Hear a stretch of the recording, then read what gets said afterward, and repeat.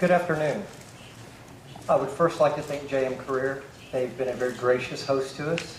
I have worked with JM Career since we began with the Berkman method here in Korea several years ago, and we have had an opportunity to see them grow. I know they've worked very hard, and I thank you very much.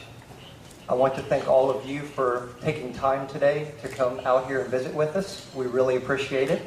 I recognize that very well. My name is Mark Wickliffe. I am the Vice President of Sales and Marketing for Berkman International. I've been with Berkman for almost 12 years, and in that time I have always worked in the sales and marketing capacity.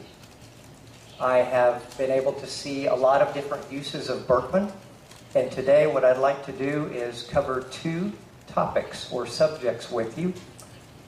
In summary, I'm going to give you an overview of some of our measures, US and Korea, so you can see some of what we might call the Berkman differences.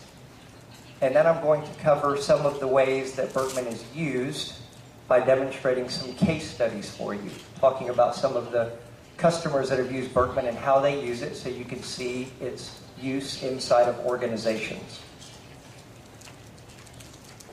I will begin with the Berkman method in Korea. And we have over 40 scale measures, over 40 measures that we can report on each person that takes the Berkman method.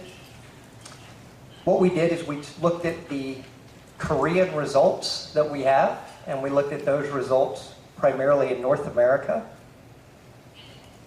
And we found a few differences.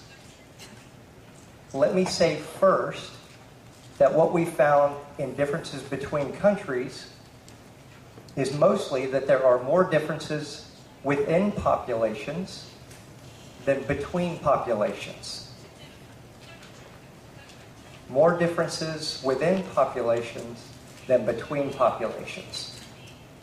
And that is because Berkman measures at a behavioral level, behavioral traits, as we call them, which is deeper than a cultural difference.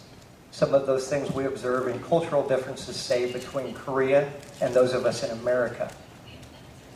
So like I enjoy saying, there is somebody in Korea whose Berkman results are a lot like mine. We may have a lot of similarities. What we did find when we looked at the averages between North America and Korea is one of our scales measuring independence of thought, independence of behavior, individuality. Another that we found was a more paced approach to tasks and preferences for intellectual stimulation in Korea. So taking your time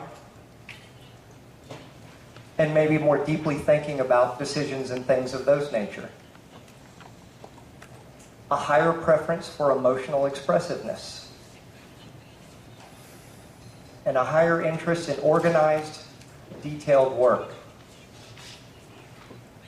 Now, you may have some questions now, but I do want to let you know I'm going to leave time for you to ask questions when we finish. These are the primary differences that we found between North America and Korea. But again, most of our research, we have found more differences within each population, within each country, than between countries.